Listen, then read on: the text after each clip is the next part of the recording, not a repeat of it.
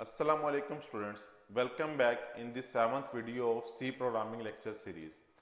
आज की इस वीडियो में हम ये देखेंगे कि वेरिएबल्स क्या होते हैं और हमें वेरिएबल्स बनाने की ज़रूरत क्यों पेश आई। तो चलिए शुरू करते हैं अपना आज का लेक्चर। तो जैसा कि प्रीवियस लेक्चर के अंदर हमने ये देखा था कि अगर हमने कोई एक्सप्रेशन प्रिंट करवाना है तो हम किस तरह से किसी एक्सप्रेशन को प्रिंटफ की स्टेटमेंट के थ्रू, प्रिंटफ के फंक्शन के थ्रू प्रिंट करवा सकते हैं। मैं दोबारा रिकॉल करवाने के लिए इस प्रोग्राम को रन करता हूं। तो ये देखें 5 प्लस 10 इज इक्वल टू 15 होता है। तो आपके सामने सम ऑफ टू इंटीजर्स जो है वो प्रिंट होके शो हो रहा है कि इनका सम क्या है, 15 है। तो अब हम ये करते हैं कि अगर इन केस मुझे ये 15 जो रिजल्ट आ रहा है, इस 15 को किसी जगह पे स्टोर करवाना है या इस 15 को बार बार प्रिंट करवाना है, मिसाल के तौर पे मैं इस स्टेटमेंट को यहाँ से कॉपी करता हूँ और मुझे सपोज यहाँ इससे पहले कुछ लिखना है, लाइन टर्मिनेट कर लेते हैं ताकि नेक्स्ट लाइन पे लिखा हुआ आए। और मैं लिखता हूं कि I want to do some calculations, ठीक है। और ये लिखने के बाद मैं चाहता हूं कि 5 प्लस 10 जो पहले प्रिंट हो रहा था ये अगेन प्रिंट हो जाए। तो इस काम के लिए मुझे क्या करना पड़ेगा, मुझे ये प्रिंट एफ की स्टेटमेंट दोबारा लिखनी पड़ेगी कि जिसकी मदद से मुझे ये दोबारा प्रिंट करवाना होगा। अगर मैं मतलब कि मैसेज नहीं भी प्रिंट करवाना चाहता, लाइक मैं अभी क्या करता हूँ यहाँ पे सिर्फ और सिर्फ ये चाहता हूँ कि इसकी वैल्यू प्रिंट हो जाए, मैसेज प्रिंट ना हो, कि पहले इस तरह से इस फॉर्म में पहले प्रिंट हो the sum of two integers is और साथ में उसका सम लिखा हुआ है, फिर एक मैसेज प्रिंट हो अगली लाइन पे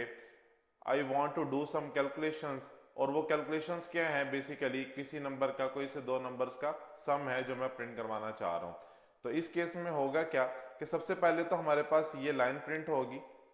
the sum of two integers is, और देन उसके साथ ही उसके सामने 15 प्रिंट हो जाएगा। देन अगली लाइन पे आएगा और अगली लाइन पे आके वो हमारे सामने I want to do some calculations print करवाएगा। और प्रिंट करवाने के बाद उसी के सामने अगेन हमें क्या प्रिंट करवा देगा, 15 प्रिंट करवा देगा। तो इसको रन करते हैं फर्स्ट ऑफ ऑल। तो ये देखें, पहले तो आपके सामने नजर आ रहा है the sum of two integers is 15। Then उसके बाद अगली लाइन में I want to do some calculations और उसके सामने क्या लिखा हुआ है, 15 लिखा हुआ है। तो एक चीज आपने यहाँ नोटिस की होगी कि मैंने जब 15 प्रिंट करवाना था या कोई से दो नंबर्स का सम प्रिंट करवाना था, तो एक तो ये दो नंबर्स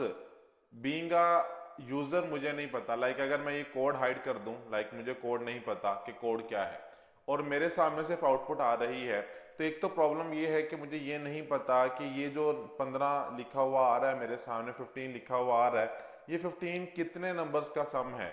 और क्या ये सम भी है या जस्ट 15 ही है, मुझे इसके बारे में कोई इंफॉर्मेशन क्लियर नहीं है। और दूसरी बात ये कि ये कहीं पे स्टोर भी नहीं हुआ, लाइक मुझे दोबारा जब प्रिंट करवाना पड़ा तो मुझे दोबारा कैलकुलेशन परफॉर्म करनी पड़ी। इट मींस सीपीयू को अगेन यूटिलाइज करना पड़ा कि एक दफ़ा पहले मैंने सीपीयू को कहा कि भाई 5 प्लस 10 करो और मुझे उसका रिजल्ट बताओ, उसने करके बता दिया। उसके बाद मैंने एक मैसेज प्रिंट करवाया I want to do some calculations का, और फिर कहा कि अब फिर मैं आपको दो नंबर बता रहा हूँ वही वाले जो मैंने पहले आपने पहले कैलकुलेट करके दिए, मुझे अगेन इनकी कैलकुलेशन करके दो। तो उसने अगेन कैलकुलेशन की। तो एक चीज़ यहाँ पे आपने नोटिस की होगी, जैसे कि प्रीवियस लेक्चर्स के अंदर हमने डिस्कस किया था, लेक्चर नंबर 5 के अंदर सीपीयू को डिस्कस किया था, तो आपको याद होगा कि उसमें हमने सीयू और एएलयू को डिस्कस किया था। अब यहाँ पे एएलयू को देखें तो एएलयू ने दो दफा सेम प्रोसेस किया, 5 और 10 को प्लस करके हमें बताया, जबकि जब एक दफा उसने रिजल्ट कंपाइल कर लिया था तो उसको हमें चाहिए था हम किसी जगह पे स्टोर कर लेते, किसी मेमोरी में किसी लोकेशन पर स्टोर कर लेते, ताकि दोबारा हमें एएलयू को ना बोलना पड़ता कैलकुलेट करके बताओ, बल्कि वो स्टोर्ड रिजल्ट हम मेमोरी से उठाते और उठा कर क्या करवा देते, प्रिंट करवा देते। तो इस किस्म की प्रॉब्लम्स को सॉल्व करने के लिए फिर क्या हुआ, वेरिएबल्स की जरूरत पड़ी कि भाई ये जो वैल्यूज हैं ये कहीं ना कहीं किसी ना किसी वेरिएबल के अंदर स्टोर होने चाहिए कि ताकि इनको हम फर्दर यूटिलाइज कर सकें। जिस तरह के अगर मैं आपको एक चीज समझाऊं कि मैथ के अंदर हम लोग एक काम करते होते हैं, मैथ के अंदर जब हम कोई नंबर्स वगैरह लिखते हैं तो वहां पे हम लिखते हैं x plus y is equal to 5 plus 10। तो यहाँ पे हमें इस एक्सप्रेशन को देखते ही समझ आ जाती है कि 5 जो है ये x की वैल्यू है और 10 जो है ये y की वैल्यू है, और इन दोनों का जो सम आएगा वो बेसिकली क्या होगा, x और y दोनों का सम होगा। तो इसका मतलब x के अंदर क्या स्टोर है, 5 स्टोर है, और y के अंदर क्या स्टोर है,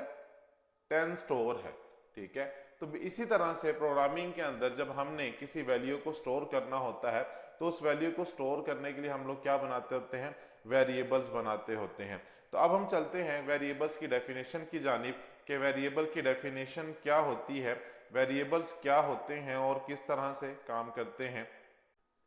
तो वेरिएबल बेसिकली क्या होते हैं, नेम्ड स्टोरेज लोकेशंस होते हैं कि कंप्यूटर की मेमोरी के अंदर अगर हमने किसी वैल्यू को स्टोर करवाना है तो उसके लिए हम एक उसको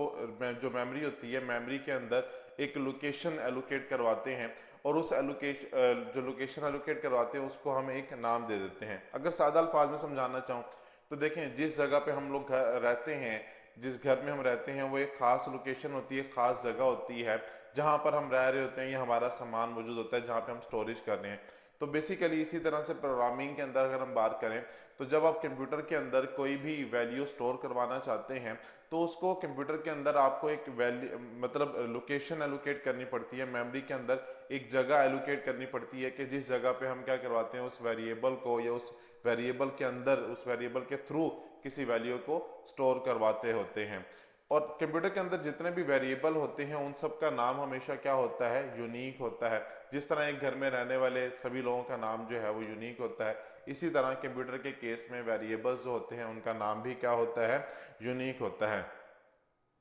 और जब जब हम लोग वेरिएबल क्रिएट करते हैं, मिसाल के तौर पे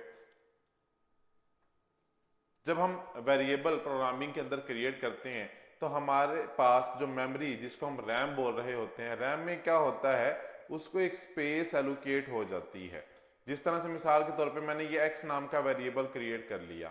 ठीक है, तो जैसे ही x नाम का वेरिएबल क्रिएट करूंगा तो मेमोरी में इसको एक लोकेशन मिल जाएगी, एक जगह पे ये जो है ना इसको मखसूस कर दिया जाएगा कि जब भी x कोई वैल्यू स्टोर करवाएगा तो वो इसी लोकेशन पर स्टोर करवाएगा। जैसा कि इस केस में हमारे पास 5x की वैल्यू है, तो x की वैल्यू क्या होगी, जिस लोकेशन पर x डिक्लेयर्ड है उस लोकेशन पर जाके स्टोर हो जाएगी। इसी तरह से y एक वेरिएबल है, तो इसकी वैल्यू क्या होगी, मेमोरी के अंदर, रैम के अंदर जिस जगह y एलोकेटेड है, y को एक प्लॉट जो अलॉट हुआ है मेमोरी के अंदर, जो सेल अलॉट हुआ है रैम के अंदर, उस सेल में जाके बेसिकली इसकी वैल्यू क्या हो जाएगी, स्टोर हो जाएगी।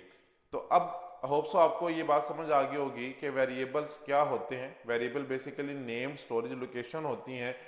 जिनको कंप्यूटर मेमोरी के अंदर किसी वैल्यू को होल्ड करने के लिए इस्तेमाल किया जाता है, जिनकी मदद से हम कंप्यूटर की मेमोरी के अंदर किसी न किसी वैल्यू को स्टोर करवा सकते हैं या होल्ड करवा सकते हैं। जिस तरह से अभी हमने जो ये एक्सप्रेशन ये आपके सामने है,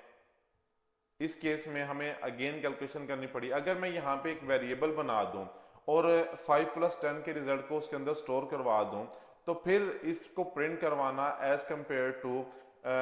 दिस के मैं इसको दोबारा अगेन ALU को कहूँ कि वो कैलकुलेट करके मुझे बताए, ज़्यादा आसान होगा और इसको टाइम भी as compare to previous practice जो कभी आपके सामने मौजूद है, इसकी निस्बत कंपाइलेशन टाइम भी इसको कम लगेगा। तो उसके लिए हम लोग फिर क्या करते होते हैं, वेरिएबल डिक्लेरेशन के कुछ रूल्स हैं, कुछ रेगुलेशन है, उसका एक खास सिंटैक्स है, उसके लिए हमें डेटा टाइप्स की ज़रूरत होती है। तो अभी फ़िलहाल आपको होप्सो ये समझ आ गया होगा कि वेरिएबल होते क्या हैं और वेरिएबल डिक्लेयर करने की ज़रूरत हमें क्यों पेश आती है। इसके बाद